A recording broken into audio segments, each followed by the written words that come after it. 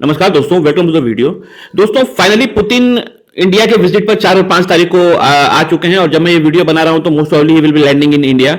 और इनके आने से पहले ही रिलॉस RELOS शेप लेना चालू हो गया है। और ये एक सिंपल न्यूज नहीं है, ये बहुत ही जियोपॉलिटिकली इंपॉर्टेंट इवेंट है जो कि शेप ले रहा है इंडिया और रशिया के बीच में। और ये किस तरह से एक स्ट्रेटेजिक इंपॉर्टेंस होल्ड करता है रशिया के लिए और इंडिया के लिए, हम इस वीडियो में उसी के बारे में बात करेंगे। और क्यों ये बहुत ही इंपॉर्टेंट है रशिया और इंडिया के लिए, इसके बारे में भी हम समझेंगे। देखिए, ऐसे तो हम देखें तो यूएस और इंडिया के बीच में भी एक कॉमकासा साइन है।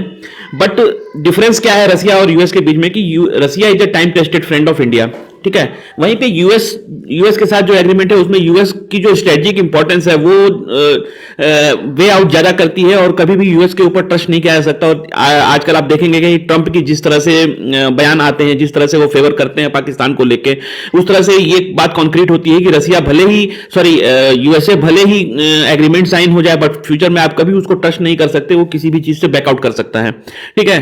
तो न्यूज क्या है? न्यूज बेसिकली ये है कि Russia clear military pact ahead of Putin India visit. So ये बेसिकली क्या है? ये रिलॉस है, reciprocal exchange of logistic support. ये बेसिकली पैक्ट है एक रशिया और इंडिया के बीच में जो कि फरवरी 2025 में साइन हुआ था। बट देखिए, पैक्ट तो साइन होते रहते हैं, उसका स्ट्रेटेजिक इंपॉर्टेंस तब बनता है जब उसको फाइनली जो है शेप दिया जाए, उसको अप्रूवल मिले। और ये भी पार्लियामेंट में अप्रूवल था नहीं।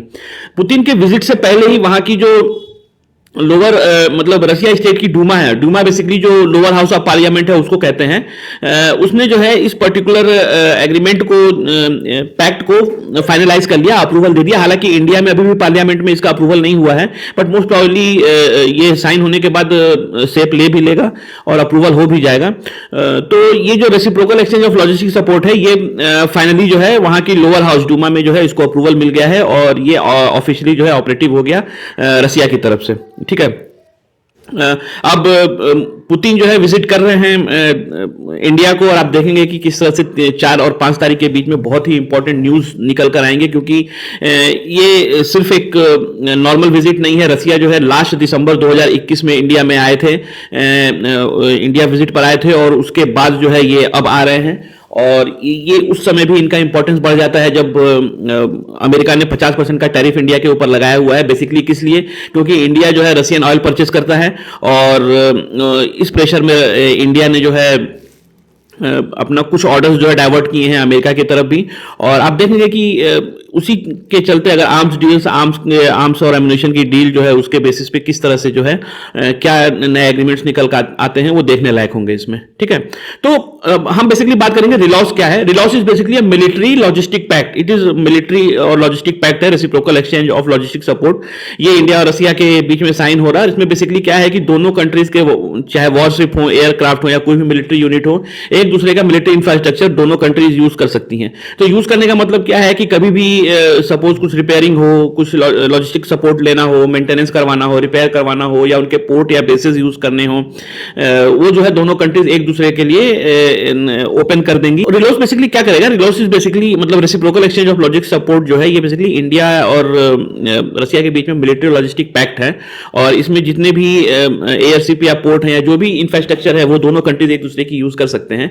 और किस तरह से काम करेगा? मान लीजिए कि जैसे आपके बेसेस हैं, एयरपोर्ट हैं, कोई भी इंडिया रशिया के मिलिट्री शिप है या एयरक्राफ्ट है या कोई भी पर्सनल जो है एक दूसरे के बेसिस पे आ जा रहे हैं, तो वो उस बेसिस को यूज कर सकते हैं ऑफिशियल पर्पस के लिए। उसी तरह से जो है कोई भी सपोज मान लीजिए कोई इंडियन शिप है या रशियन शिप है जो लॉन्ग वॉयज पर है, वो अपने फ्यूलेस के लिए, फ्यूल सप्लाई के लिए, फूड के लिए, स्पेयर पार्ट या उसको मान लीजिए मेंटेन करना है, उसके लिए इन बेसिस के ऊपर या मेडिकल सर्विस है या डॉकिंग फैसिलिटीज यूज करनी है।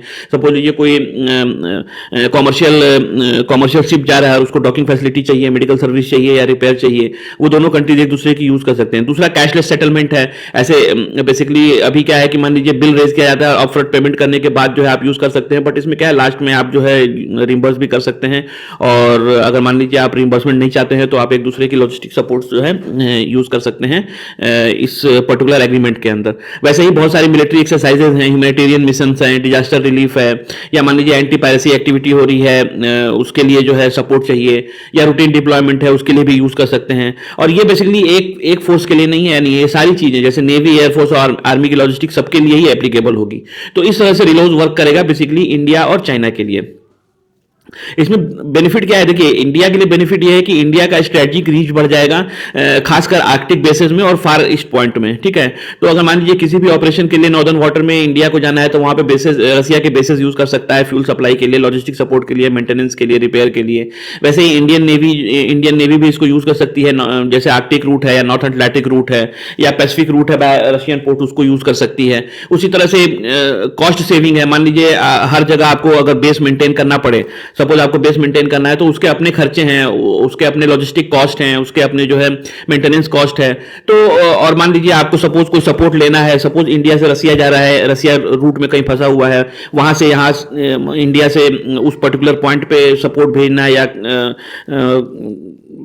रसिया से मान लीजिए रशियन कोई शिप जो है इंडियन ओशन में फंसी हुई है, उसके कोई लॉजिस्टिक सपोर्ट चाहिए, तो उसके लिए जो है उसके कॉस्ट लगता है, तो उसमें जो है सेविंग होगी। उसी तरह से मान लीजिए नेवल पेट्रोल कर रहे हैं, कोई भी कंट्रीज की, इंडिया और रशिया के नेवल पेट्रोल हो रहे हैं, तो वो उसमें हेल्प कर सकते हैं, ह्यूमैनिटेरियन असिस्टेंट के लिए यूज किया सकता है। तो ये बेसिकली बेसिस को बहुत मिलिट्री यूज के लिए भी और कमर्शियल यूज के लिए भी यूज किया जा सकता है, बेसिकली इंडिया और रशिया के इस एग्रीमेंट के बाद। ठीक है, अच्छा, रसिया को इससे क्या फायदा होगा? रसिया, देखिए, ये सबसे ज्यादा जियोपॉलिटिकली इंपॉर्टेंट क्वेश्चन है कि रसिया को इसमें क्या फायदा है।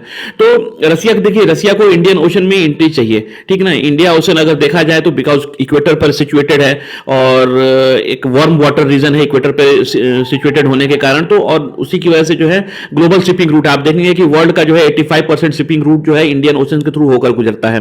ठीक है, और जो रशिया है, रशिया को बेसिकली जो अफ्रीकन मार्केट है उससे अगर मान लीजिए ये एग्रीमेंट फाइनलाइज हो जाता है, हो ही जाएगा, तो उससे अफ्रीकन मार्केट को एक्सेस मिल जाएगा रसिया को इजिली। ठीक है, रसिया को इंडिया के पास जो बेसेस हैं वो प्रॉक्सिमिटी उससे बढ़ जाएगी, ठीक ना।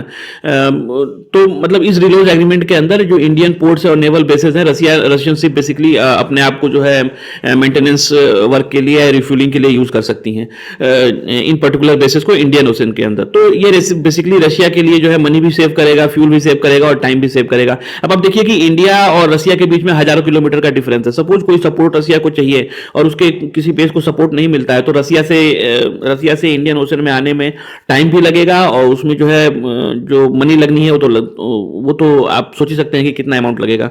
तो ये सब चीजों की सेविंग होगी। उसी तरह से अगर आप इंडियन ओशन को देखेंगे तो Indian ocean basically geopolitical hotspot है। अगर आप किसी भी कंट्री का नाम ले लीजिए, मतलब मेजर कंट्री जो कि एक जियो पॉलिटिकल नैरेटिव सेट कर सकती हैं, चाहे चाइना हो, यूके हो, यूएस हो, फ्रांस हो, जापान हो, ये सारे जो है इंडियन ओशन के अंदर एक्टिव हैं। ठीक है, और वहीं पे अगर आपको रसिया को देखेंगे तो रसिया का यहाँ पे कोई इन्वॉल्वमेंट इंडियन ओशन के अंदर नहीं है। मतलब आप इंडिया का कोई बेस यहाँ पे नहीं पाएंगे।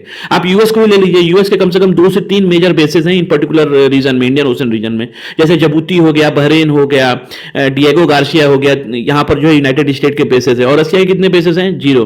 तो अगर रसिया को इस पर्टिकुलर रीजन में अपने आप को सिचुएट करना है, अपने आप को ऑपरेट करना है, तो रसिया के पास एक ही फ्रेंड बचता है जो कि लॉन्ग टाइम टेस्टेड है, वो है इंडिया। ठीक है, दूसरा क्या है कि अगर आप मैप देखेंगे तो रसिया जो है नॉर्दर्न सी रूट को डेवलप कर रहा है अपने जो ट्रेड रूट है उसको स्ट्रेंथन करने के लिए। उसी तरह से अगर आप लैंड रूट देखेंगे तो रसिया जो है छाबार पोर्ट पे पहुंचता है ईरान के थ्रू। उसके लिए उसने जो है North South Trade Corridor NSTC develop किया हुआ है। इसके ऊपर इन दोनों मतलब नॉर्दर्न सी रूट के ऊपर और नॉर्थ साउथ ट्रेड कॉरिडोर के ऊपर मैंने सेपरेट वीडियो बना रखा है, मैं लिंक अटैच कर दूंगा टॉप राइट बटन में, आप वहां से देख सकते हैं। ठीक है, तो आप इसमें यह देखेंगे कि नॉर्दर्न सी रूट जो है रसिया को एक स्ट्रेटेजिक इंडिपेंडेंस देता है। अगर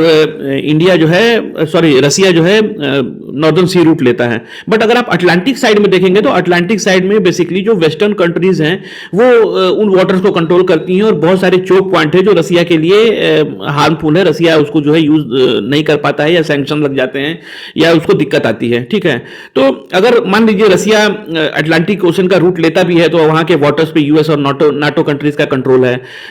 सुएज कैनाल पे यूएस और नाटो कंट्रीज का कंट्रोल है। वहीं पे जो बॉस्फोरस स्ट्रेट है वो उस पे टर्की का कंट्रोल है।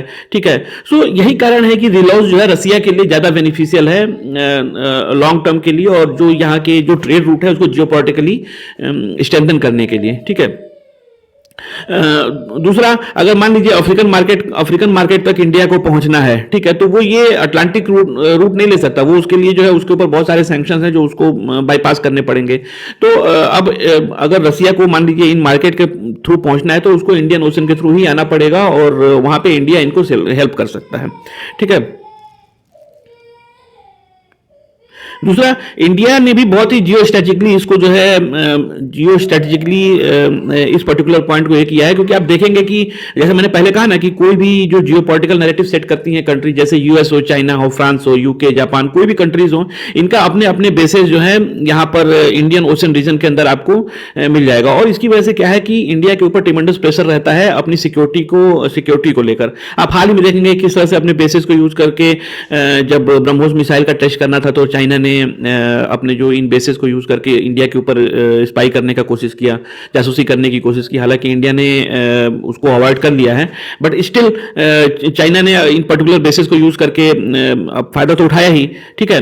उसी तरह से अगर आप देखेंगे तो जो इंडिया के ऊपर एक प्रेशर है उसको ईज आउट करने के लिए अगर आप देखेंगे तो खाली रसिया ही बचता है इंडिया के पास एक रिलायबल पार्टनर, क्योंकि आप देखेंगे तो रसिया एक ऐसी कंट्री है जिसकी कोई एनिमिटी नहीं है इंडिया के टुवर्ड, और लॉन्ग टेस्टेड फ्रेंड है तो एक दूसरे के ऊपर ट्रस्ट कर भी सकते हैं। हालांकि मैंने पहले भी कहा था कि यूनाइटेड स्टेट के साथ भी इंडिया का जो एग्रीमेंट है, और यूनाइटेड स्टेट भी फ्रेंडली कंट्री है, भले ही ट्रंप के बयानों से ये नहीं दिखता है, बट प्रीवियस जो राष्ट्रपति रहे हैं यूनाइटेड स्टेट्स में वो बेसिकली आप देखेंगे तो इंडिया के टुवर्ड फ्रेंडली ही रहे हैं, बट इसी चीजों की वजह से यूनाइटेड स्टेट के ऊपर जो है आप ट्रस्ट नहीं कर सकते, ठीक है। दूसरा, अगर यूरोप को आप देखेंगे तो यूरोप जो है बहुत ही ज्यादा पॉलिटिकली इन्फ्लुएंस है यूनाइटेड स्टेट से। चाइना आपका कॉम्पिटिटर ही है, जापान को देख लीजिए, ऑस्ट्रेलिया को देख लीजिए, वो जो है यूनाइटेड स्टेट्स के एलाई हैं। सो अगर आप देखेंगे तो अगर मेजर कंट्रीज में सिर्फ रसिया ही एक ऑप्शन बचता है इंडिया के पास, जो कि एक बड़ा मिलिट्री पावर है और उसका जो है अपना स्ट्रेटजिक ऑटोनॉमी भी है, वो स्ट्रेटजिकली किसी से अलाइंड स्ट्रेटजिक उसके ऊपर दबाव नहीं है, और इसी वजह से इंडिया ने जो है रसिया को इंडियन ओशन के अंदर एक मतलब इंडियन ओशन के अंदर अपने बेसेस यूज करने का जो डिसीजन लिया है, या जो ये रिलॉस साइन हो रहा है, वो किस तरह से हेल्प करेगा रसिया को लॉन्ग टर्म में इस पर्टिकुलर इंडियन ओशन रीजन में अपना ट्रेड रूट बनाने के लिए, और इंडिया के ऊपर जो जियोपॉलिटिकल प्रेशर है उसको ईज आउट करने के लिए, उसको बैलेंस करने के लिए। और दूसरा, मैंने कहा था कि आप ये भी देखिए कि किस तरह से जो है जो ट्रंप का टैरिफ लगा इंडिया के ऊपर, ट्रंप की जो टैरिफ लगा 50% का टैरिफ उसने मतलब रशियन ऑयल परचेस कर रहे थे, उसकी वजह से जो टैरिफ 50% का लगाया, हालांकि ये पार्शियल टैरिफ भी थे, बट स्टिल इंडिया ने डाइवर्ट किया। तो जो बिजनेस लॉस हुआ है उस बिजनेस लॉस को आर्म डील्स के थ्रू, स्ट्रेटेजिक पार्टनरशिप के थ्रू, टेक्नोलॉजी ट्रांसफर के थ्रू, बहुत सारे ऐसे जो डिसीजंस हैं वो आने वाले हैं। आप देखेंगे कि आने वाले 2 दिनों के अंदर आप बहुत ही मेजर न्यूज इंडिया और रसिया के पैक्ट्स को लेकर सुनेंगे, और रिलॉस का क्या इंपॉर्टेंस है ये बेसिकली मैं समझाना चाहता था, और किस तरह से इंडियन ओशन के अंदर रसिया और इंडिया का जो पैक्ट साइन हो रहा है वो इस पूरे जियोपॉलिटिकल नैरेटिव को, जियोपॉलिटिकल इवेंट्स को शेप करेगा आने वाले टाइम पे। इसीलिए यूएस जो है बहुत ही कीन नज़रों से जो है इस पर्टिकुलर विजिट को देख रहा है, नज़र गड़ाए हुए है कि क्या रिजल्ट निकलता है, क्या पैक्ट निकल के आ रहे हैं, और फिर बहुत सारे बयान आपको निकल के आएंगे आने वाले 2 दिन 4 दिन या महीने भर जो है आपको बहुत सारे geopolitical important news, event, comments आपको सुनने को मिलेंगे। बट मीनवाइल हो सकता है कि मतलब कि ये रिलॉस के बारे में मैं आपको समझाने में कामयाब रहा कि रिलॉस किस तरह से इंपॉर्टेंट है रसिया के लिए और इंडिया के लिए। Hope you find this video informative. We will meet in next video. Till then, thank you, tata, bye bye.